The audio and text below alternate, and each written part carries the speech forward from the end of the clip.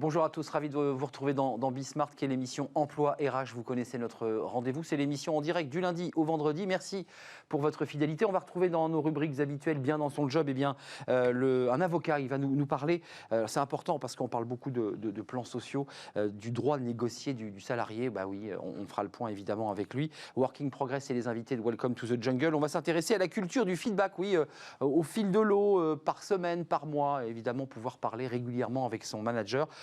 Par les finances peut-être aussi, c'est un sujet important. Puis dans le cercle RH, on s'intéresse à la responsabilité sociétale des entreprises. On en parle depuis presque 20 ans. Pourquoi les entreprises s'engagent? Et puis on parlera de la génération climat. Bah oui, ces jeunes qui posent des questions parfois un peu déroutantes au DRH. Ils ont des exigences en matière sociétale. On fera le point avec eux dans quelques instants. Et puis dans Fenêtre sur l'emploi, pour terminer, le CV, bah oui, il existe encore ce CV. Comment le réussir? Comment bien le rédiger? On fera le point avec une experte de ce sujet. Mais d'abord, le journal de l'emploi, il est présenté par Eva Bensaadi. Bonjour Arnaud, le chômage partiel pour les salariés contraints de garder leur enfant est désormais possible. Un dispositif mis en place au moment du déconfinement, puis abrogé. Sont concernés les parents qui font face à la fermeture de la crèche, de l'école ou du collège de leur enfant. Ou s'ils sont identifiés cas contact, ils pourront bénéficier d'un revenu de remplacement dès le premier jour de leur arrêt de travail et jusqu'à la fin de la période d'isolement. Elle est pour l'instant de 14 jours, mais pourrait être réduite à 7 jours par le Conseil de défense demain. Jusqu'alors, les parents confrontés à cette situation devaient poser des congés payés ou RTT quand ils ne pouvaient pas télétravailler. Le gouvernement a choisi les villes qui accueilleront les 2500 agents du fisc, un projet de relocalisation initié en 2019 par Gérald Darmanin. Agen, Angoulême, Carpentras, 50 communes au total ont été sélectionnées pour accueillir ces agents. 2500 sur les 100 000 en service seront délocalisés d'ici à 2026. Une démarche qui a deux objectifs pour l'administration fiscale: rééquilibrer la présence des services sur le territoire, redynamiser et remettre de l'emploi dans les villes moyennes françaises. En plus des 2500 agents du fisc qui seront relocalisés, environ 500 fonctionnaires de Bercy quitteront Paris et les grandes villes dans les prochaines années. Et enfin, les cadres confiants dans l'avenir de leur entreprise, c'est ce que révèle le dernier baromètre IFOP Cadre Emploi. 74% des cadres sont optimistes en cette rentrée 2020, un chiffre qui dépasse d'un point celui de 2019 et qui s'explique par la forte confiance qu'ils accordent à leur entreprise. Ils sont jusqu'à 79% à penser que leur entreprise va surmonter la crise. L'étude révèle aussi que cette confiance varie aussi beaucoup selon leurs âges. 70% des plus de 50 ans interrogés déclarent vouloir rester dans leur entreprise, quand seulement 43% des moins de 34 ans le souhaitent.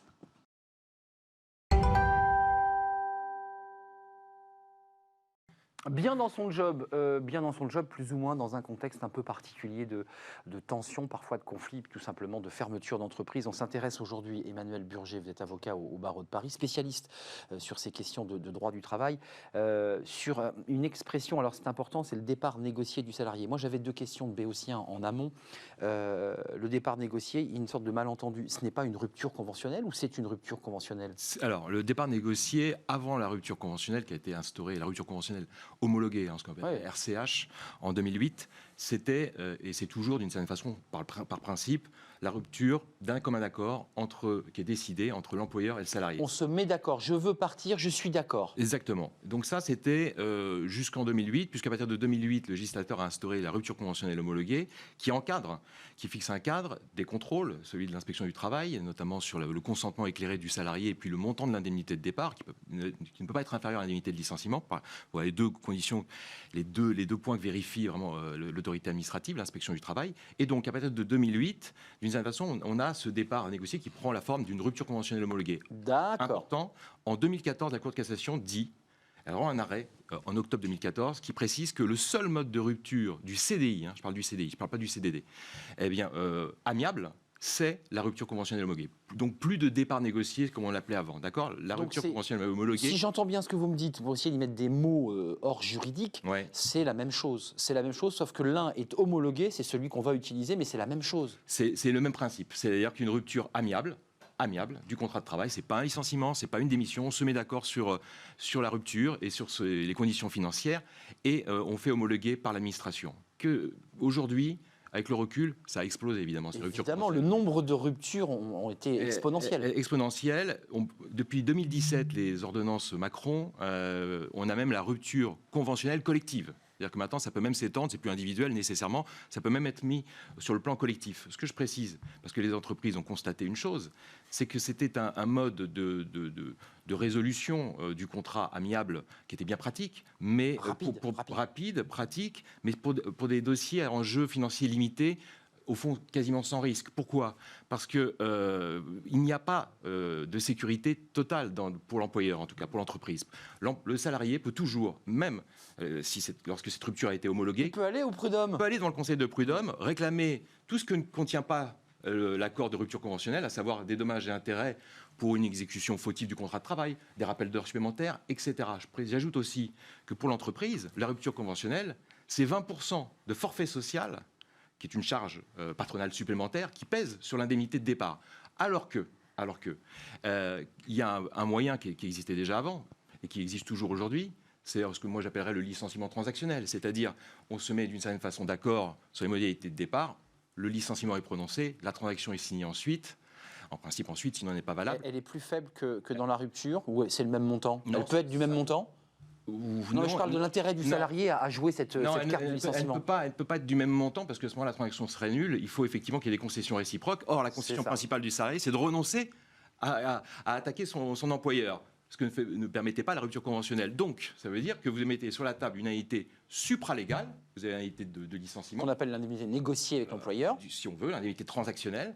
Et la contrepartie pour le salarié, une fois qu'il a la perception de cette somme, de cette indemnité transactionnelle, c'est la renonciation définitive à une action. Pas de recours possible. Pas de recours possible, sauf remise en cause de la validité de la transaction elle-même, mais passons. Mais juste, maître, c'est intéressant, il y a quand même cette possibilité pour l'employeur et le salarié de se mettre d'accord, d'avoir une rupture conventionnelle, je dirais, encadrée, collective ou individuelle. Oui. L'idée, on s'en souvient, c'était de désengorger les prud'hommes, parce qu'ils étaient engorgés. Tout à fait. Et puis, finalement, d'avoir un coût plus faible, c'est intéressant pour l'entreprise ou c'est moins intéressant? Il y a la rapidité, elle veut aller vite, elle veut se séparer d'un collaborateur. Ce que je disais, c'est-à-dire qu'on a cette difficulté qui est que la rupture conventionnelle n'est pas bon marché pour l'entreprise. Une fois encore, ce forfait social de 20% et grève, j'allais dire, le coût du départ. Donc elle a un choix, elle paye plus cher mais ça va vite, elle paye moins cher potentiellement mais elle va au prud'homme.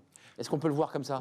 Oui, mais c'est pas aussi simple. Mais disons que ça pourrait effectivement être ça. Moi, je constate simplement que pour les chefs d'entreprise, que je conseille par ailleurs sur ces sujets-là aussi, il est parfois et souvent plus intéressant de réfléchir au fond à une forme de licenciement transactionnel, une fois encore, avec d'un côté la sécurité juridique, la transaction qui borde, et d'autre part, le forfait social qui n'existe pas en la matière. D'accord ?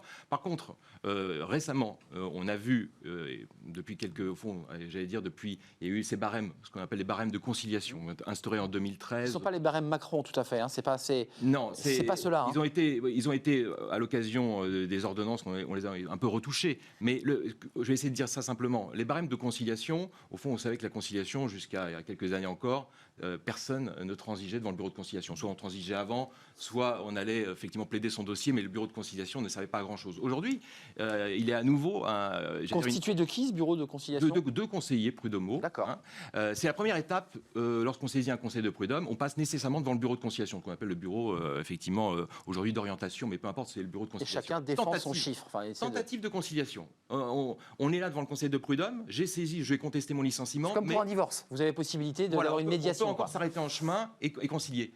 À une époque, pas si lointaine, ça ne marchait pas, ou très très peu.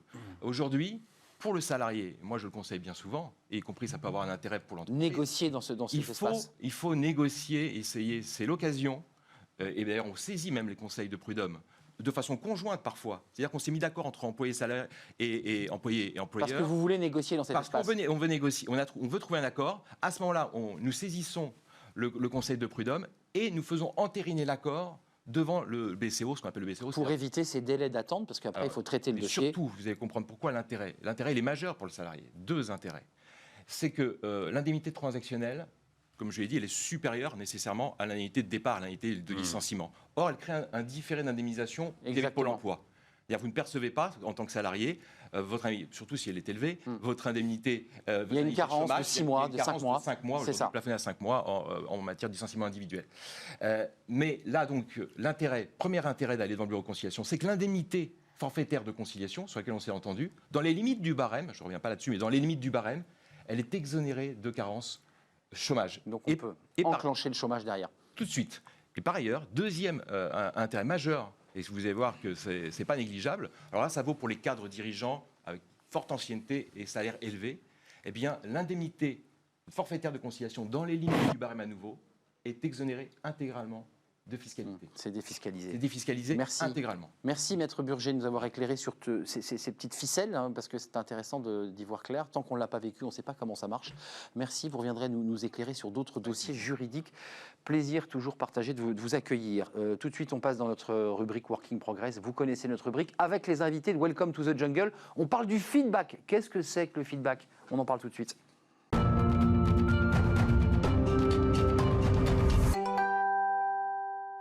Mathieu Amaré, bonjour ravi d'être avec vous depuis lundi, rédacteur en chef France chez Welcome to the Jungle. C'est vous qui choisissez ces invités, ces thématiques. Elles sont chaque jour passionnantes. On s'intéresse à la culture du feedback. Alors, le feedback, c'est un mot qu'on utilise dans le vocabulaire. C'est quoi dans l'entreprise le feedback et de quoi va nous parler votre invité aujourd'hui? Écoutez, le feedback, c'est un élément central, un élément hyper important dans la culture entrepreneuriale aujourd'hui, mais c'est aussi un des éléments peut-être les plus mal compris ou les plus galvaudés.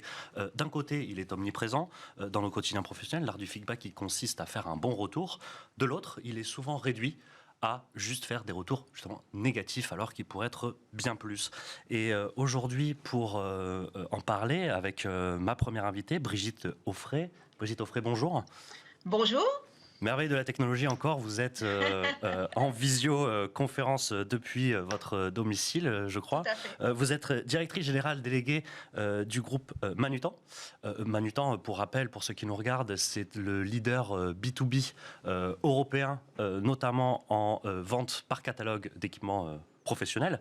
C'est un gros groupe, hein, vous avez quasiment 700 collaborateurs. Et avec vous, Brigitte, on va directement rentrer dans le concret sur cette culture de feedback, puisque chez Manutan, en mars 2019, vous avez lancé un projet pilote auprès de 300 collaborateurs avec pour ambition de développer votre culture du feedback à l'ensemble du groupe d'ici 2021, si je ne me trompe pas.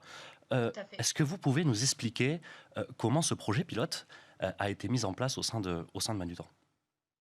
Alors oui, alors déjà ce qu'il faut savoir c'est que le principe du feedback c'est ancré dans l'ADN et dans la culture de Manutan, puisque un des piliers donc de notre culture dit chez Manutan nous apprenons, partageons et progressons en permanence. Donc le principe du feedback permanent c'est déjà un élément de notre ADN. Par contre on a souhaité donc accélérer en fait cette pratique je dirais naturelle liée à notre culture avec le développement du groupe. En fait, nous sommes 2300 hein, en Europe. Le développement aussi des pratiques de travail en équipe collaborative de plus en plus en mode projet et puis aussi donc les attentes des nouveaux collaborateurs pour faire une approche beaucoup plus structurée, systématique donc du feedback ancré dans les pratiques managériales et les rituels au quotidien. Donc, comme vous l'avez... Pardon, excusez-moi, on comprend bien, c'est très vertueux, mais expliquez-nous la genèse de cette idée de justement instiller cette culture du feedback au sein de l'entreprise. Qu'est-ce que vous avez réalisé et quel est le bien fondé en fait de ce projet pilote qui est assez novateur hein, dans les entreprises françaises? Oui. Alors, comment on a fait ça? Comme je vous dis, donc c'était quand même quelque chose dans notre ADN, mais donc pour accélérer, ce que nous avons fait, c'est que nous avons décidé de faire un pilote. C'est une pratique très courante chez Manutan, donc de tester. Hein. Donc, on a choisi un certain nombre d'entreprises, 300 collaborateurs, des managers et des non-managers. On a structuré l'approche en définissant ce que c'était pour nous le feedback, un bon feedback.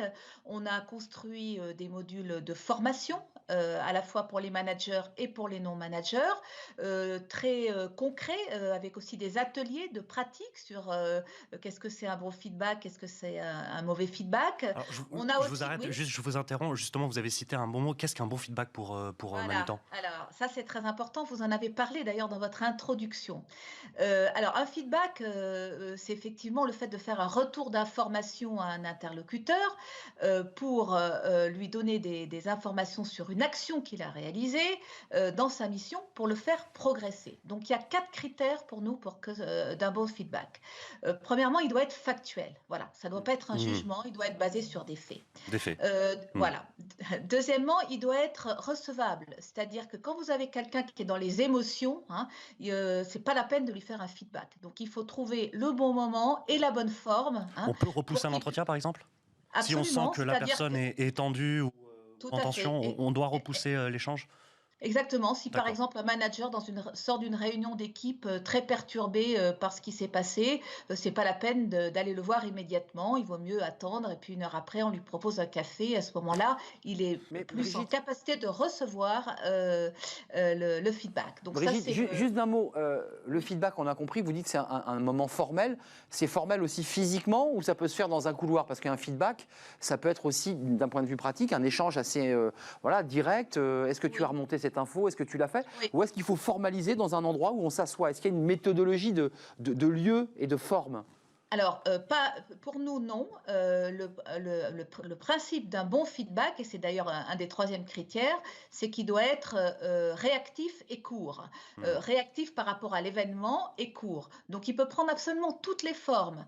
Ça peut être fait à l'oral, ça peut être fait à l'écrit pour ceux qui sont plus à l'aise à l'écrit, autour d'un café. Ça peut être fait aussi à l'aide d'un outil. Donc, chez Manutan, pour supporter le développement du feedback, nous avons mis en place un outil spécifique de feedback avec la société Flashbrand qui est disponible aussi sur les téléphones.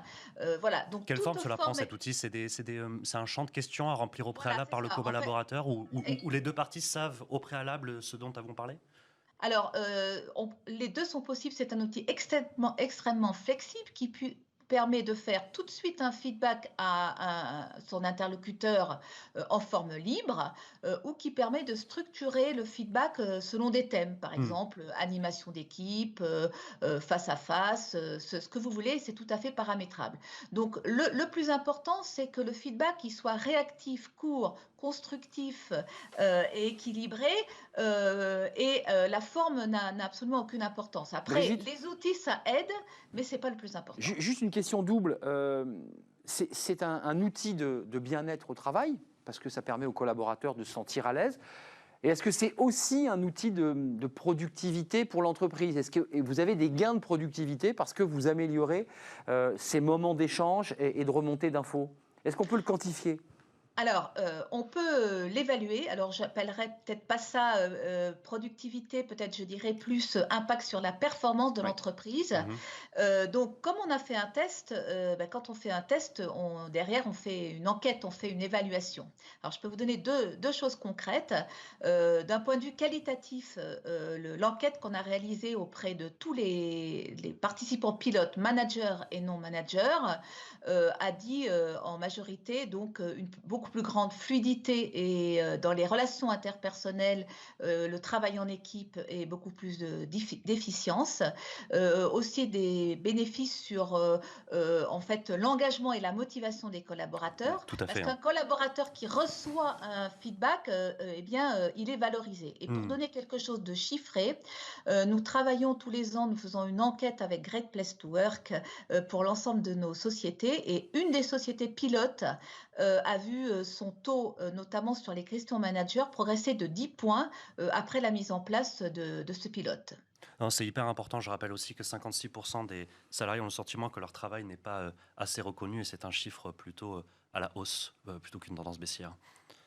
Oui. Une question, Mathieu? Oui, Arnaud le disait, il y a un espace et un temps, et je le répétais en introduction, le feedback est souvent réduit à pointer les seules erreurs, mais il est aussi souvent réduit à ce fameux entretien annuel qui peut être anxiogène.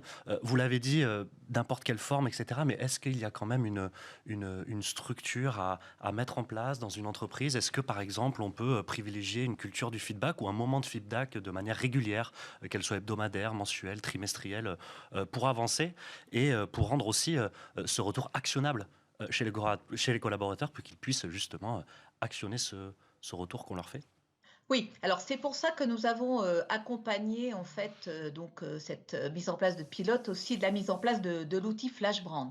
Parce que l'outil FlashBrand très facile à utiliser, donc soit Mhm. sur son ordinateur, soit sur son téléphone portable. L'énorme avantage, c'est qu'il permet de stocker tous les feedbacks, de les structurer. Au moment où ils sont faits et donc de pouvoir être réutilisés par exemple lors des Oui, réunions hebdomadaires et mensuelles entre le manager et son manager, oui. Mhm. voilà, Oui, c'est pas pour rangé dans travailler. l'armoire pour l'année suivante, quoi. C'est pas le document qui sert à classer ou à Non, caler. pas du tout. Juste Alors nous, Brigitte Aufray, avant de nous oui, quitter, le collaborateur qui est dans cette réunion annuelle, l'entretien annuel, qui est un moment souvent un peu compliqué, parce qu'on parle argent, salaire, augmentation, puis c'est une remise en question de soi-même. Est-ce que votre collaborateur, chez vous, chez Manutan, il peut même aller jusqu'à, comme ça se fait dans les boîtes japonaises, à noter son manager, c'est-à-dire avoir une sorte d'échange vraiment d'égal à égal? Ou est-ce que c'est vraiment très vertical, quoi? alors, chez Manutan, d'ailleurs, dans nos valeurs, on a aussi, chez Manutan, on se parle d'égal à égal. Ah, Donc, le feedback chez Manutan, ça se reçoit, mais aussi ça se donne. C'est ah, vraiment une vision 360. C'est-à-dire qu'avec l'outil FlashBrand, ou même dans les principes qu'on a partagés avec tous les collaborateurs, c'est je donne du feedback et j'en reçois. C'est aussi très important parce que finalement, ça développe l'autonomie et la responsabilité du collaborateur qui peut aussi aller en chercher auprès de son manager. Dans la formation que nous avons fait, nous l'avons aussi incité à être acteur Mhm.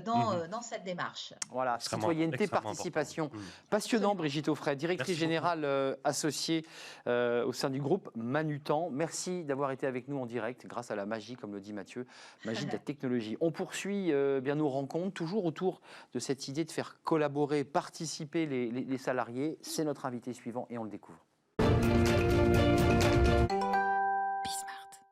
Réenchanté, puisqu'on l'évoquait chez Manutan, où là il y a une vraie égalité entre le manager et celui qui est évidemment dans cet échange. Voilà, chacun peut échanger. On réenchante l'entretien annuel. Vous le disiez, vous en avez vous aussi l'entretien annuel. C'est jamais facile. Non, c'est jamais facile. C'est vrai que c'est anxiogène. C'est le moment unique où Bah, on nous dit c'est le seul moment où on va parler d'argent, c'est le seul moment où on peut avoir une augmentation. Donc, Ou on peut ne pas en avoir aussi. Ou ne pas en avoir aussi. Et c'est des moments compliqués, comment amener le sujet, etc., etc. Donc là, on est avec quelqu'un qui a décidé de monter une entreprise pour aider les organisations à justement faire de cet entretien un peu anxiogène quelque chose de beaucoup plus naturel. Étienne Lescaron, vous êtes CEO d'Elevo. Bonjour. Bonjour. Donc, Solution Cloud qui permet aux organisations de réenchanter leur entretien professionnel, mais aussi d'améliorer leur management. Comment est né le projet Elevo? Quel constat? Mauvaise vous expérience avez fait d'entretien annuel. Alors, Oui, voilà. non, donc le constat de départ qui est partagé, c'est celui d'un désalignement croissant entre les aspirations des collaborateurs et les objectifs des entreprises. D'accord. Aujourd'hui, on parle de 2 tiers des collaborateurs qui souhaitent démissionner dans les 2 ans. Et quand on interroge les démissionnaires sur les À raisons cause de C'est d'un énorme. mauvais de leur management. départ, la Ouais. raison numéro 1, c'est le mauvais management. D'accord. On parle aussi de un seul salarié sur 10 qui souhaite devenir manager. Une étude qui est sortie récemment. Tous aux abris. Et On voit très, très, très fort sur les 18-34 ans. notamment. Exactement. Voilà. Et donc on voit qu'ici il y a un énorme problème. Et dans le même temps, avec mes associés, on a travaillé toute notre carrière dans des entreprises tech, Ok. où en l'occurrence on travaille en mode agile et où le feedback est vraiment extrêmement régulier, extrêmement naturel. Obligatoire Donc, on même s'est dit- d'ailleurs. Et même obligatoire, Ouais. exactement. Et donc on s'est dit là il y a quelque chose à faire et donc on a créé Elevo. D'accord. Et quand vous avez créé Léo, le projet, quand vous avez essayé d'instiller cette culture du feedback, il fallait un outil, il fallait une Exactement. solution. Comment vous l'avez mis en place? Comment vous l'avez mis en pratique? Comment vous l'avez construite? Alors notre mission, nous, c'est de créer des rapports humains dans l'entreprise et donc transformer les rapports de management dans l'entreprise.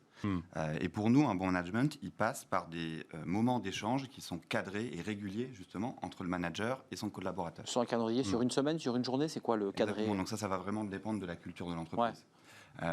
Et donc, pour une entreprise qui aujourd'hui souhaite mettre en place ces moments d'échange et ce feedback qui soit régulier tout au long de l'année, eh bien, soit on se débrouille avec des formats Excel, des feuilles, enfin, on fait un petit peu avec les moyens du bord, Ouais. ou soit on fait appel à des solutions existantes, parce qu'il y a Ouais. déjà des solutions RH qui existent, des Ouais, ouais. logiciels. Ouais, Brigitte Aufray en parlait.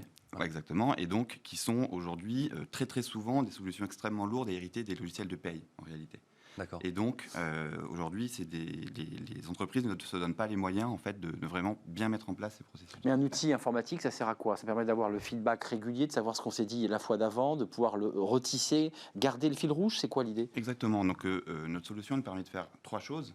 Donc, c'est d'une part mettre orchestrer tous ces moments d'échange plus réguliers entre le manager et le collaborateur et de guider ces échanges-là. Ouais. Le deuxième, c'est assurer un suivi des objectifs, donc à la fois les objectifs individuels et aussi les objectifs collectifs, donc tout au long de l'année, encore une fois. Et le troisième élément, c'est le feedback. Votre invité précédente en parlait également. Mettre en place tout un ensemble de feedback, à la fois descendant, donc classique, et puis remontant d'un manager vers son... Justement, son on équipe, en parlait manager. avec le précédent Exactement. invité, c'est ce fameux feedback à 360, parce que Exactement. finalement, le feedback, on dit c'est descendant, c'est forcément le manager qui doit dire au collaborateur, Non, fais ça, ouais, etc. ça, c'est Non, c'est à 360. circulaire. Et même sur, si on parle de culture du feedback, puisque c'est le sujet d'aujourd'hui, ça va même au-delà juste d'un échange en one-to-one. Exactement, bien sûr. Donc nous, on accompagne certains de nos clients donc sur du feedback remontant, comme on vient de l'expliquer, mais aussi du feedback transverse entre les équipes pour Exactement. réduire les silos de communication qu'il y a parfois, notamment dans les plus grands groupes. Et donc la solution est utilisée par exemple chez Louis Vuitton ou AXA pour, dans cette optique toujours de rendre le travail plus agile. Mais Et quelle forme ça prend? ouais, c'est ça. Non, mais c'est exactement la question. On pense la même chose. Comment ça marche? Je veux dire, moi, je suis manager ou je suis un collaborateur. Comment je fais? J'ai un outil, Exactement. J'ai un outil sur lequel je viens solliciter du feedback de la part de personnes. Je vais choisir... On l'appelle? Il y a moyen de... Voilà. On peut appeler, solliciter le feedback de différentes personnes spontanément. Et ensuite, je vais recevoir une synthèse de ce qu'on m'a dit.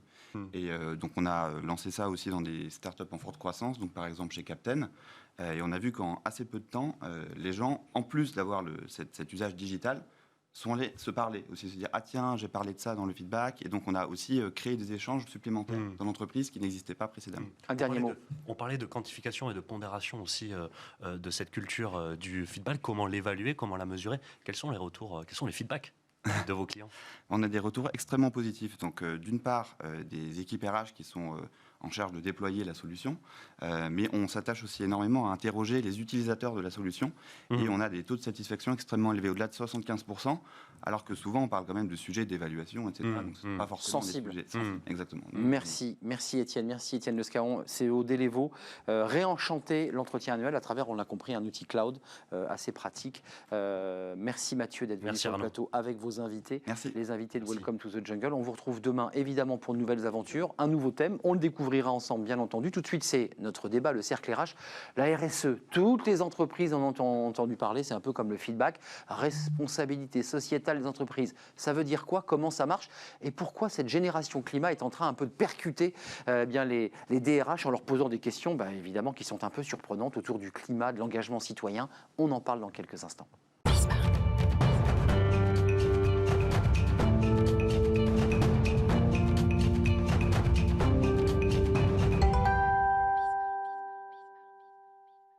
Ravi de vous retrouver dans le cercle RH qui est notre débat quotidien. Merci pour votre fidélité. La RSE, vous en avez entendu parler parce que ça vient de l'Europe. Toutes les entreprises, évidemment, sont obligées, d'une certaine manière, bien de s'impliquer sur cette responsabilité sociétale des entreprises. L'entreprise n'est pas qu'un instrument pour faire du profit. Il doit aussi s'engager sur un certain nombre de sujets environnementaux, sociétaux, presque civilisationnels. Voilà, il participe à l'intérêt général. C'est un débat compliqué, simple à la fois, parce que ce sont parfois des gestes très simples. Et puis, on va en parler, les DRH aujourd'hui voient arriver cette génération climat, la génération Z, qui leur pose des questions incroyables. Est-ce que vous avez mis en place un nombre de mesures pour recycler le plastique? Bref, des DRH parfois un peu challengés sur ces questions. On en parle avec mes invités. Caroline Renou, merci d'être avec nous. Vous êt la fondatrice de Birdeo, je l'ai bien dit, comme l'oiseau. Vous êtes un cabinet de recrutement et chasseur de tête, et vous êtes leader en France pour justement la recherche de talents, mais dans des métiers à impact positif. Donc il n'y a plus de nucléaire, plus d'industrie polluante, plus de tabac, c'est ça, c'est les industries qui sont à impact positif, et vous sélectionnez ces talents. On parlera de la génération climat avec vous. Didier Pitlet, merci d'être là. Merci. Alors vous avez fait une très longue carrière chez Publicis, et puis là j'allais dire, vous volez depuis quelques années de vos propres ailes, vous écrivez beaucoup, vous êtes fondateur et président de la Maison Enoch qui regroupe plusieurs structures, et vous avez écrit en 2016 Le Pari de la culture, petit éloge de la culture d'entreprise, ça c'était une préface de Mathieu Ricard chez Erol. Et puis, le dernier livre, La révolution du non, toujours chez Erol, quand les salariés bousculent les lignes de l'entreprise. Donc, c'est cette fameuse génération Millennium, génération Z, génération climat. Merci d'être avec nous.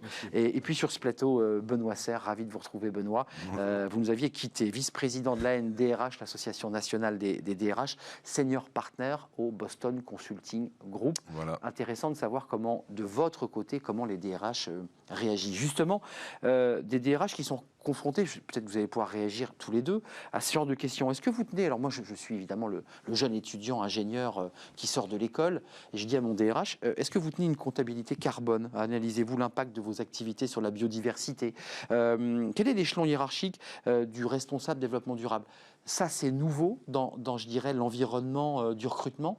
On a des salariés citoyens qui challenge et qui disent à un DRH, bah non, je ne viens pas chez vous parce que vous n'êtes pas RSE. C'est comme ça que ça se passe en ce moment?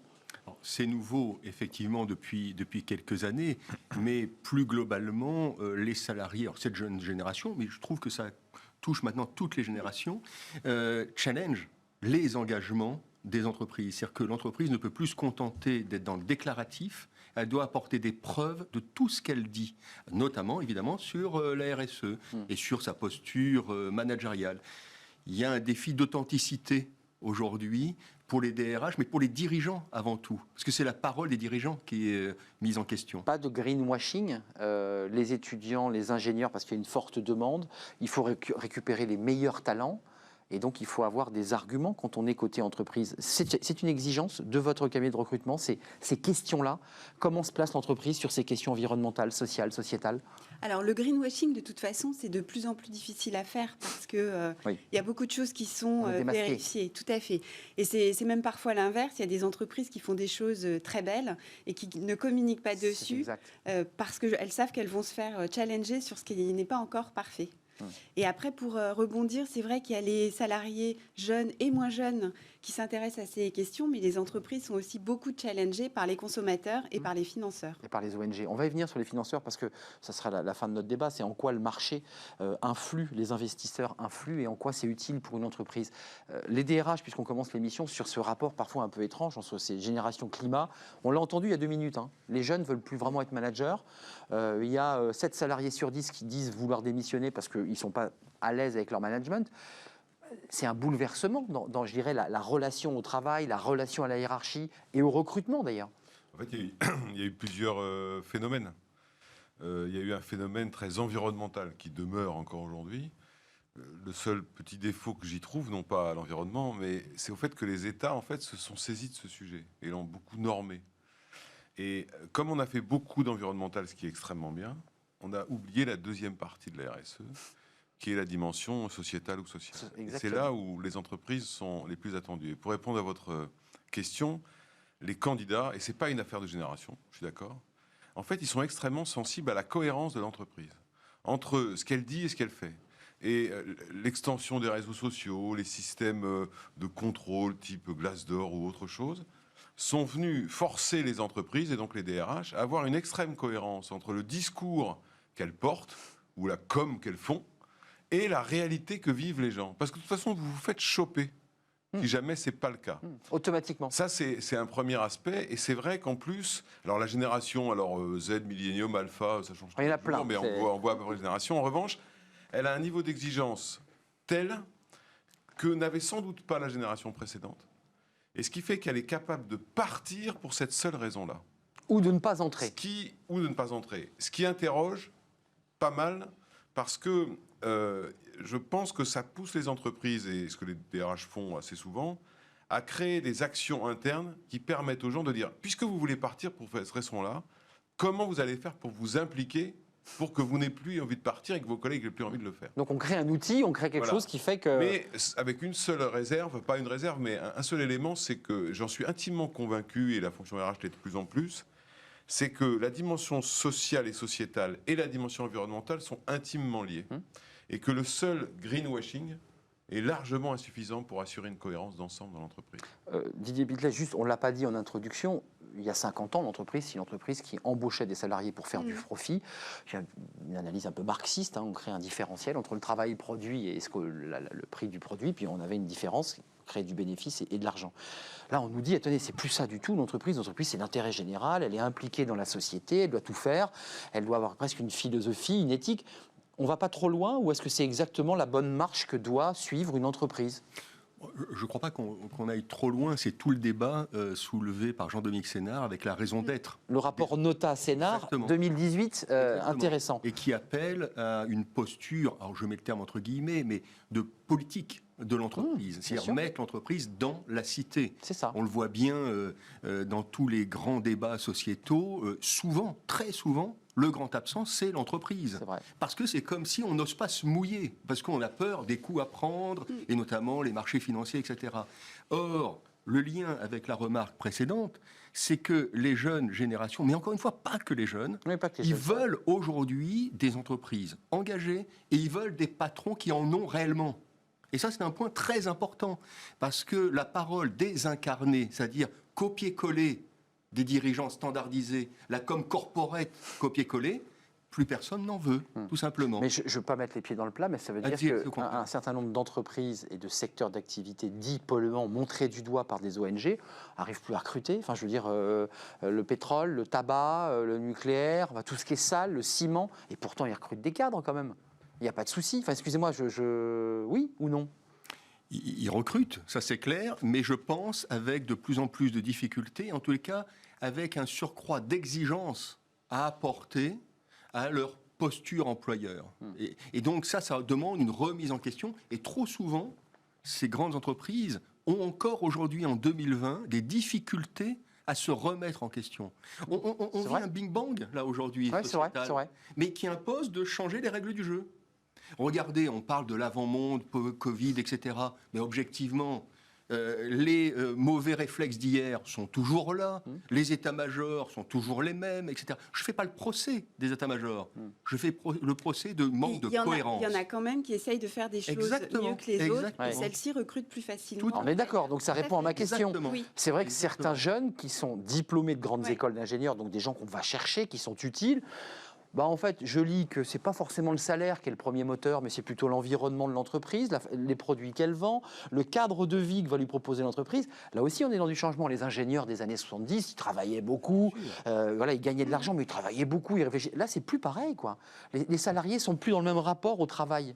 Alors, ils ne sont plus dans le même rapport, mais le salaire reste important quand même. Le salaire reste important. Juste, j'ai retrouvé la petite phrase de ce rapport 2018 Sénard-Nota, parce que ça m'a amené à la question financière des marchés, parce que ça a une influence. L'entreprise a une raison d'être, elle contribue à un intérêt collectif. Il convient pour cela que chaque entreprise prenne conscience de sa raison d'être. Chaque entreprise a une raison d'être non réductible au profit.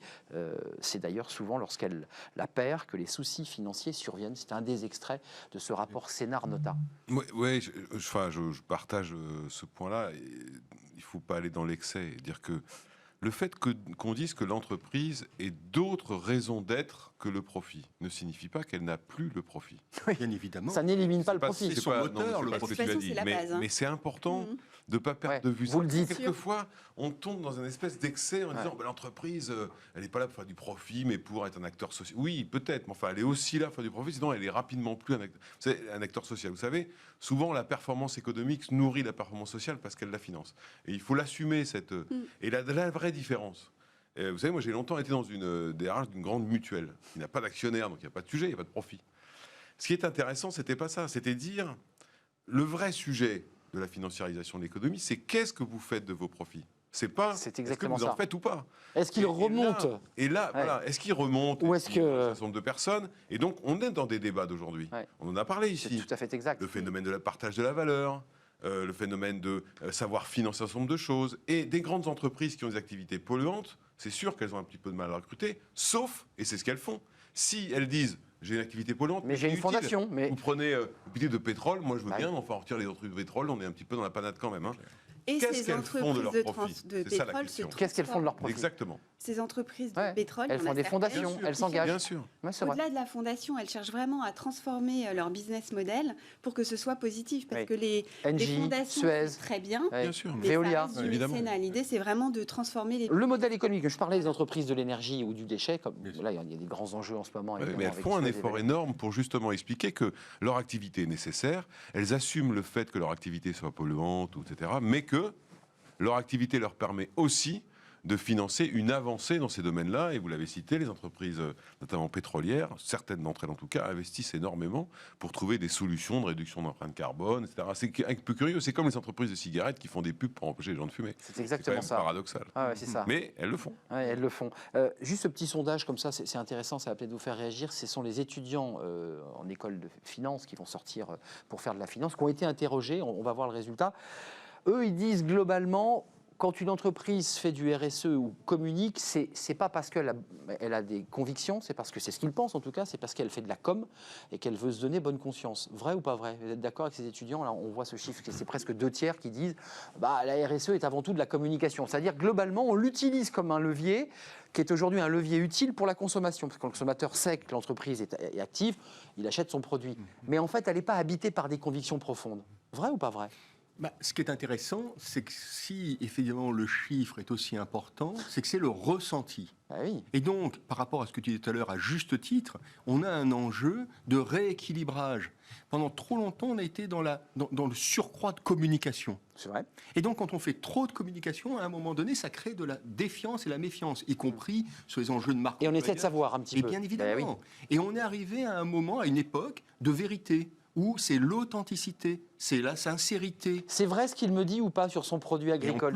Et en plus, c'est challengé en permanence par les commentateurs des commentaires que l'on retrouve sur les réseaux sociaux, bien évidemment. Donc l'authenticité est un vrai défi, je pense, pour les années à venir. Donc soyez authentique quand vous avez un projet. Donc il faut avoir un véritable projet et des valeurs. Qu'est-ce que vous en pensez de ces étudiants? Ils ne sont pas dupes, ces étudiants. Ils disent, nous on est prêts. Alors ce qu'ils disent dans ce sondage, c'est un sondage à double cliquet, on est prêt à s'engager quotidiennement sur le plastique, sur les déplacements, sur lorsque l'entreprise met en place des systèmes de transport propres. Mais il dit, nous, étudiants, on ne croit pas à cette stratégie, c'est de la com. Je pense que c'est quand même très simplifié. Parce que communiquer sur et pense sur les doigts des étudiants. C'est difficile. Et effectivement, je pense qu'il faut être exigeant envers les entreprises, mais il faut être exigeant aussi envers les étudiants. Parce que la RSE, c'est des sujets très complexes, qui sont interdépendants. Pas qu'environnementaux, l'a dit Benoît Serre. Exactement. Et il ne suffit pas de dire je mange bio et je fais du vélo, donc je suis RSE compatible. Moi, je disais que Google, c'est le baby-foot et on vient en tongs et en short. Et le journaliste qui écrivait le papier, ça m'a fait marrer, dit mais c'est la boîte où on est le plus pressuré. Donc c'est très drôle, espèce d'ambiance un peu fun. On vient avec son vélo, c'est le monde de la Startup Nation. Mais en fait, on en bave quand même un peu. C'est intéressant ça aussi dans le rapport au travail. Le Startup Nation, ça vous a généré le Chief Happiness Officer. C'est ça. Donc, on est tous contents. Quand on décrète que l'entreprise est garante du bonheur sur Terre, c'est là qu'il commence à y avoir un problème. Ben oui, et oui. Et c'est pour ça que ces étudiants sont méfiants. Un nouveau job. Mais bien sûr, mais ces étudiants sont méfiants. Et d'ailleurs, il y a un phénomène très intéressant que moi je constate, parce qu'on anime à peu près 200 tables rondes par an, donc on n'est pas dans les études. Non, c'est du concret, là, ouais, c'est ça. On est dans les tripes du cœur des gens. Eh bien, on rencontre depuis maintenant 3-4 ans le phénomène de l'entreprise buissonnière. C'est-à-dire des jeunes gens qui ont des super diplômes, qui ont bien démarré dans la vie, etc., qui vers 28-30 ans se réveillent, ils se disent « Ah, je veux pas vieillir comme ça ». Et ils foutent le camp. Alors, soit pour... un tour du monde, un truc. Monter un restaurant, monter une boutique, et ça. Et quand on les interroge, une fois qu'ils ont franchi le pas, leur commentaire est de dire « Nous sommes heureux ». La notion, c'est terrible. Heureux de se réaliser, eh ben oui. Il se réalise. Vous avez trouvé le bon mot. Il se réalise. Et on ne se réalise plus dans l'entreprise. Et bien sûr, mais bien évidemment. C'est danger. C'est un danger. D'ailleurs, Didier, il y a deux mots essentiels qui caractérisent en revanche cette nouvelle génération. Moi, je pense que c'est une génération de la défiance. C'est-à-dire qu'elle n'a pas une logique de confiance a priori. Quand on voit les questions, et l'entreprise gagne la confiance petit à petit, mais par contre, elle se perd à une vitesse incroyable. Donc, c'est une génération de la défiance. Mais ce n'est pas un défaut, mais il y a des explications, c'est un peu long. C'est compliqué pour l'entreprise. Socialement, pourquoi, ou sociétalement, pourquoi on en est arrivé là. La deuxième chose de cette caractéristique, c'est que on est à l'heure de l'auto-jugement permanent du 360. Vous prenez une bagnole de location, on va vous évaluer, et puis lui va vous évoluer. Enfin, tout le monde sait. Donc les entreprises, c'est pareil. Et il y a un autre chiffre que j'avais vu dans une enquête qui est sortie l'an dernier, qui était intéressante, et qui pose la question de la politique RSE.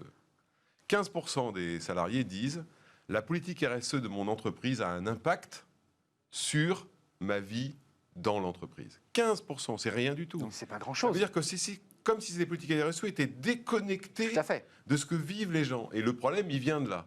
Puis après, il y a la troisième génération, la troisième caractéristique du slashing, qui est de dire Il y a un moment où, en fait, et on le voit avec la crise qui se passe aujourd'hui, honnêtement, prendre le RER A tous les matins, Pas envie, si pas en envie. plus je dois prendre la 13 derrière, je suis mort. Et je pars à Angoulême et je monte. Voilà, et ben alors je monte où je change de vie, où Ouais. j'accepte un peu moins de rémunération, mais en revanche, donc ça c'est quelque chose qui est en train de Ça, c'est très d'avancer. ancré, D'ailleurs, les j'ai entreprises l'impression. travaillent beaucoup sur cette dimension-là, et je suis d'accord avec Didier, mais il le sait. Quand on a vu apparaître le Chief Happiness Officer, je me suis dit, là, on est au bout de l'histoire, on va enfin pouvoir écrire quelque chose d'intelligent. Le Chief Happiness Officer, le nouveau job. Soyez heureux, c'est le gars Non, mais ça c'est n'a pas de l'ambianceur, sens. quoi. Ça n'a pas de Il a le sens. micro et puis presque Vous savez, un jour, un j'étais chapeau à paillettes, quoi. dans un colloque, et on me pose la question. Et on me dit, vous savez, moi, j'ai un Chief Happiness Officer. Je lui ai dit, Faut le est-ce que vous traduire, avez un DRH? Ouais, c'est ça. Non, j'ai le Chief Et Happiness. alors, il m'a dit, oui, il y a un DRH et un Chief Happiness Officer. Je dis, Génial. il y en a un des deux qui ne fait pas son boulot. Bah, bien sûr. Vous recrutez, vous, des Chief Happiness Officer? Ah non, pas du tout. Pas du tout, non, mais on rigole, mais c'est. Ça n'a rien à voir avec ce qu'on fait. C'est ça. Non, mais Néanmoins, je trouve que vous êtes tous assez durs sur la RSE parce que vous y croyez, vous? c'est pas que j'y crois, mais c'est pas une religion du tout. C'est ça. Euh, Oui, c'est pas la foi. Ouais. Non, c'est pas la foi. Mais 2019, ça a vraiment été l'année de la bascule. Moi, ça fait 10 ans que j'ai fondé mon cabinet. 2019, on parlait partout du Ouais, plastique, ouais, de ouais, la raison ouais. d'être. Vous avez raison. Vous avez raison. Vous nous demandiez sur les postes en RSE où est-ce qu'ils sont positionnés. De plus en plus, ils sont élevés dans la hiérarchie. Ils se rapprochent du COMEX, des Ouais. conseils Ils d'administration. y sont pas encore, mais ils s'en rapprochent. Certains y sont. C'est un peu comme les J'ai ministres de aussi l'écologie. J'ai aussi vu les salaires augmenter. Alors bien évidemment, 2020, c'est une année assez étrange. c'est celle-ci, C'est elle est- difficile de savoir ce qui va se passer. Mais pour autant, mon cabinet, par rapport au cabinet classique, on n'a pas du tout plongé dans le rouge parce que les Oui. entreprises ont conservé Parce que votre ces secteur, postes. effectivement, est porteur et dynamique. Enfin, il est dans l'air du temps et dans la marche de l'histoire. quoi. Il est dans l'air du temps parce Alors. qu'il est dans le fond aussi. Juste un mot, parce que je Un parle mot. du marché, c'est Une important. chose, vous avez parfaitement raison. Pourquoi la RSE monte? Parce qu'elle intègre des politiques plus globales. Elle intègre des politiques internes et des politiques externes. D'ailleurs, de plus en plus souvent, et ça nous réjouit, on voit apparaître la responsabilité RSE dans le champ de la direction des ressources humaines, parce que ça va avec, en fait. Dans la dimension sociétale et sociale, moins environnementale. C'est comme Mais l'écologie ça se dans un mixe. gouvernement. Ça se mixe. L'empreinte carbone, c'est une affaire aussi de gestion des voyages, et ça relève de la DRH. Juste un mot, parce qu'il nous reste peu de temps et j'en suis désolé, mais le marché, parce que Nicole Nota, une agence de notation, elle est très impliquée sur cette question, c'est-à-dire la notation financière n'est pas que le résultat de l'entreprise sur le plan purement financier, Tout à mais fait. une notation, le marché aujourd'hui examine une entreprise à l'aune de tout ce qu'elle produit en matière sociétale et environnementale. C'est un enjeu majeur, cette question-là. C'est bon pour les marchés quand une entreprise dit c'est pas du greenwashing, je m'engage vraiment, est-ce que c'est bon pour elle? Bien évidemment. Le marché est sensible à ça. Bien sûr, le marché est sensible. Encore une fois, et pour rebondir, il n'y a pas de critique de la RSE parce que tout le monde est d'accord avec la RSE. On ne peut pas être contre dans Oui. l'absolu. En revanche, on doit être extrêmement vigilant sur la déviance des communications parfois abusives. Et je pense que ça, c'est un point important. Donc les marchés financiers sont très sensibles. Le tout, c'est qu'il ne faut pas créer de nouveaux dogmes à la mode. Et ça, c'est très important parce que les financiers sont quand même généralement les premiers à créer de nouveaux dogmes qui s'appliquent après dans le monde entier dès lors qu'on est coté. C'est ça. Vous faisiez allusion à ma carrière chez Publicis, Publicis, où j'ai ouais. effectivement créé beaucoup d'entreprises là-bas et passé 16 ans. Dès lors qu'il y avait un nouveau dogme financier qui s'appliquait, ça bousculait tout. Et sans forcément de la cohérence. Donc c'est ça, bien sûr, c'est important pour les marchés financiers, la RSE. L'influence des marchés financiers, c'est important parce que l'investissement fléché, on voit qu'il y a aujourd'hui Oui. des énormes fonds qui disent Bien sûr. je ne mets plus un centime, $1 sur des entreprises polluantes. Et c'est ça Par la contre, bascule. et la bascule, elle est là, en Ouais, fait. tout à bien fait. sûr, Ça a bien vraiment sûr. bouleversé, Oui, c'est évident. ça a vraiment bouleversé le marché. C'est évident. On est d'accord. C'est-à-dire que là, l'entreprise reçoit ou ne reçoit pas du soutien financier. Et donc, ça modifie l'écosystème. Oui, Là, on est monté d'un cran. On n'est plus dans Bien la, sûr. On la voit- RSE classique. On voit aujourd'hui une explosion de ce qu'on appelle les ISR, c'est-à-dire les investissements socialement responsables, parce que les marchés, qui sont très pragmatiques, Ah oui. constatent qu'effectivement les entreprises qui ont ce type de démarche, qu'effectivement les entreprises, indépendamment de leur activité, qui ont des investissements dans le capital humain, dans le capital de la planète, etc., sont plus performantes. Ces entreprises les financiers sont très pragmatiques. Et donc les C'est ISR froid, se la sont beaucoup finance. développés au-delà de la pression politique ou sociale qui existe. Et ça, c'est plutôt un point positif, parce que ça montre bien que la RSE, c'est pas une affaire de planète aux petits oiseaux uniquement, c'est une affaire vitale pour l'humanité en général. Et donc, les entreprises, c'est quand même ceux qui servent en premier l'humanité, bien souvent, indépendamment de leur capacité à faire des profits. Et donc, c'est bon pour ces entreprises qui sont sur des secteurs, je ne veux pas reboucler ma question de tout à l'heure, mais pour celles qui sont dans des secteurs, je dirais, à risque et qui fabriquent du tabac, et c'est compliqué pour elles. Vous l'évoquiez tout à l'heure, hein, vous évoquiez Total, j'imagine, qui, elle, d'un côté, évidemment, extrait du pétrole et le raffine, puis de l'autre, elle fait tout pour que elle puisse compenser son empreinte carbone. Total, c'est un cas intéressant pour les financiers, parce qu'ils vont comparer Total avec les autres entreprises de pétrole. Et Total est extrêmement bien noté parce que justement, ils sont en train de se transformer pour un monde sans pétrole. Parce qu'ils anticipent sur le solaire. Il faut préciser que Total, évidemment, entreprise pétrolière, investit des millions. Il ne faut pas négliger que ces entreprises elles ont une force de frappe énorme, donc elles ont une capacité à changer les choses bien plus forte que des startups qui sont là pour initier des idées. Absolument. Mais il ne faut pas négliger que dans la solution, il y a aussi les grandes entreprises. Oui, parce que leur poids financier, parce que leur impact est très fort. Merci à vous. Merci, j'ai été ravi de vous avoir sur le plateau. Didier Pitlet, la révolution du nom, un grand nom en bleu, hein, le nom. Oui, avec point d'exclamation. Avec une très jolie vache très colorée. Quand les salariés bousculent les lignes de l'entreprise, assument leurs envies et décident de leur vie. On en a parlé sur ce plateau, c'est chez Erol. Merci à Benoît Serre d'être venu, vice-président de l'Association nationale des DRH. Et merci à Caroline Renoux, fondatrice CEO de Birdeo. Je l'ai encore bien dit pour la deuxième fois. Merci. C'est plutôt pas mal. On reste ensemble évidemment quelques instants parce que ces fenêtres sur l'emploi, c'est pas tout à fait la fin. On s'intéresse au CV. Bah oui, il reste encore des CV, des gens qui écrivent des CV, qui collent une photo. Il ne faut pas le rater, ce CV. C'est ce qui va faire que le recruteur vous recrute. C'est tout de suite.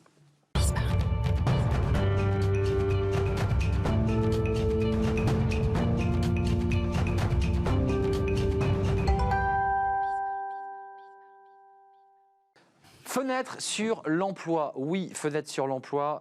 Alors, tout est numérisé, tout passe par le net. Ben non, pas forcément, parce qu'il y a encore des gens qui font leur CV, ils sont sur leur petit bureau, puis ils commencent à rédiger leur CV. Pauline Lahari, vous êtes CEO de My CV Factory. J'ai l'impression de vous avoir déjà vu quelque part, car vous êtes déjà venu dans notre émission, auteur de 100 modèles de CV et 100 lettres de motivation, c'est chez Studirama. Alors, je vous avais un peu taquiné la fois dernière, mais je ne vais pas le refaire, sur les noms que vous aviez choisis pour illustrer vos CV. Donc, vous étiez amusé à les... Comment vous avez fabriqué ces noms, d'ailleurs? Ça vous embête, cette question? Non, mais parce qu'en fait, on avait pris de tout sur les prénoms, qui est une grande variété de prénoms et de noms de famille. Voilà. Excusez-moi de réinsister sur le CV, parce qu'on a beaucoup... Et oui, je sais que ça vous agace. Il y a quand même l'idée qu'aujourd'hui, on l'a d'ailleurs avec des consultants dans cette rubrique qui nous dit, attendez, arrêtez le CV, passez directement en appel téléphonique, soyez audacieux, soyez culottés. Bon, vous nous dites dans votre livre qu'il faut quand même en faire. Le CV, ça reste... C'est plébiscité encore par le recruteur ou pas? Attention, vous avez un ancien DRH. Alors oui, ça fait toujours partie des process, enfin je ne me trompe pas. L'idée c'est toujours d'avoir quand même un document comme une vitrine de soi où on va définir finalement ses compétences, ce qu'on peut apporter à un grand groupe ou à une start-up. L'idée en fait c'est plus comme un CV, c'est une fiche sur soi-même, une fiche personnelle qu'on va véhiculer, qu'on va donner à une entreprise. Elle peut être subjective, non? Enfin, excusez-moi, vous avez là la fondatrice d'une entreprise et recruteur. Oui. C'est subjectif le CV, non? Enfin, je veux dire, on peut avoir un sublime CV, puis finalement, c'est fake totalement. C'est pas vrai? Non, c'est pas subjectif. Enfin, je pense que le CV est complètement fait et que ça doit exister, mais là, on est dans le domaine du pathologique. Hein. En général, on arrive quand même à voir quelque chose dans le CV. Même si, quand on demande à 2 personnes, on a 3 avis différents, donc il faut se méfier. Voilà. Mais ça reste un document quand même. Tiens, qu'est-ce que tu en penses de ce CV? Ah oui, enfin, plutôt regarder les hobbies, l'autre va regarder plutôt les diplômes, et puis il y en a un troisième qui va regarder globalement ce qu'il a fait en dehors de ses activités scolaires. Est-ce qu'il a eu des activités humanitaires, sportives? Vous regardiez quoi, vous, Benoît Serre, dans le CV? La première chose que vous regardiez? Ça dépend de l'âge, en fait. Mais moi, ce qui m'intéresse, mais vous savez ça mieux que moi, c'est la cohérence entre la personne et le CV. Parce qu'aujourd'hui, on nous fait des CV dans tous les sens. On reçoit des vidéos, on reçoit des... C'est exactement ce que je voulais dire. Dans tous les sens. C'est très, très bien. C'est super, d'ailleurs. Donc, non, moi, ce que je regardais assez souvent, ça dépend des types de postes, en fait. Des postes très techniques vont garder quand même l'expérience. Oui. Par contre, sur des postes un peu plus open ou sur des jeunes, j'étais quand même intéressé par ce qu'ils avaient fait d'autres, parce qu'ils vont raconter leur stage, c'était passionnant. Mais le plus intéressant, c'est qui ils sont, en fait. Et c'est pour ça que quand tout le monde me parle de l'IA qui remplace les recruteurs, j'y crois pas, parce qu'il n'y a rien de plus important qu'un entretien de recrutement. C'est ça, vous l'avez souvent dit sur ce plateau, c'est le regard, c'est la façon dont on s'exprime. Quels sont les 3 conseils, 4 conseils importants que vous donnez? Parce que j'ai donné le CV, il y a les hobbies tout à la fin, les langues pratiquées, bien sûr. Il y a le corps, parfois on n'a pas grand-chose. Quand on débute, on n'a rien à présenter. Puis il y a tout ce qu'on a fait à côté. J'ai un BAFA, j'ai fait de l'humanitaire, j'ai fait l'Himalaya, j'ai fait un trek. Voilà, les conseils que vous donnez à ceux qui nous regardent. En fait, d'abord, c'est d'essayer de transcrire en langage recruteur des choses qui nous paraissent... Donc, il y a un langage recruteur. Bah oui, c'est-à-dire que j'ai fait l'Himalaya, en soi, c'est très bien, mais qu'est-ce que j'en ai retiré? Qu'est-ce que ça t'a apporté? Et du coup, en quoi c'est transférable dans une entreprise? Courage, risque, engagement. Par exemple, exactement. Et là, du coup, ça parle tout de suite un peu mieux. Donc, nous, dans nos CV, par exemple, on va écrire, voilà, j'ai grimpé l'Himalaya, et on va dire en dessous, enseignement clé, 2 points, et on va énumérer effectivement ce genre de vocabulaire-là. Donc, ça fait un peu des mots-clés, c'est un peu marketing, mais c'est vrai que du coup, on se dit, voilà, lui, il a pensé à nous, recruteurs, il sait nous parler. Voilà. Photo ou pas photo? Moi, je suis plutôt pour. Après, effectivement, là-dessus, chacun a un peu ses idées, mais moi, je trouve que c'est toujours bien de mettre un visage sur un nom. Mais... Ouais, on est jeune, on est un peu mal dans sa peau, ça nous est tous arrivé, on si se on trouve n'est pas pas terrible. On ne me la met pas, voilà. Mais moi, je suis plutôt partisan pour faire une moi, photo. je recommande plutôt de la mettre. En plus, avec les réseaux sociaux, maintenant, il y a des photos. Bien sûr, Facebook. Partout, bien sûr. Ouais. Bon, en général, on est... Donc, un recruteur, il finira forcément, de toute façon, par voir votre tête. Et puis, même s'il se renseigne un minimum sur Google Images, il va forcément trouver quelque chose. Ma question va être... Il vaut mieux mettre la bonne photo. Oui, c'est ça. Avant de nous quitter, ça va faire rire peut-être ex-DRH et présidente de société, mais il ne faut pas mentir. Ah non. On peut enjoliver un peu? On peut marketer son CV. Maintenant, si on met qu'on a telle compétence et qu'en fait, voilà, qu'on a fait du management, par exemple... Et automatiquement, on se fait démasquer. Ça va se voir la première semaine de la prise de poste. Donc là, ce serait ridicule de mentir là-dessus. Avant de nous quitter, qu'est-ce que regarde le plus un recruteur dans un CV, selon vous? Selon moi, je dirais le potentiel du candidat. Donc, sur toute cette base, voilà, le contenu, les intérêts, le style, on va essayer de savoir si cette personne va bien matcher l'entreprise et s'il va bien se développer. Bon. Mais à vous peut-être de répondre plus tard. Là, on ne peut plus répondre parce que malheureusement l'émission est terminée, mais vous reviendrez parce que cette question du CV et de la subjectivité ou de l'objectivité, parce qu'il y a aussi de l'objectivité dans un CV, est intéressant. Et qu'est-ce qu'on va chercher chez quelqu'un? Studirama, ça c'est votre livre, 100 modèles de CV et 100 lettres de motivation. Vous avez le choix et surtout vous avez des prénoms très très drôles à découvrir. Je sais que vous n'aimez pas que je le dise. C'est votre livre et vous êtes la fondatrice de My CV Factory. C'est donc le cœur de votre métier. Absolument. Les CV. Vous n'êtes pas encore lancé dans le CV vidéo? Non. Vous n'avez pas de conseils sur le côté vidéo, parce que c'est important. Merci en tout cas de nous avoir suivis aujourd'hui. Merci à toute l'équipe technique, à Fanny Griesmer. Merci à vous qui êtes restés avec moi pour m'accompagner jusqu'à la fin de l'émission. On se retrouve demain, le cercle RH avec nos experts. On va revenir évidemment sur cette semaine sociale avec le prolongement du chômage partiel. Vous l'avez vu, c'est Bruno Le Maire qui l'a annoncé jusqu'à l'été 2021. La crise est là et l'État aussi. On en parlera sur ce plateau. Merci à vous et à demain.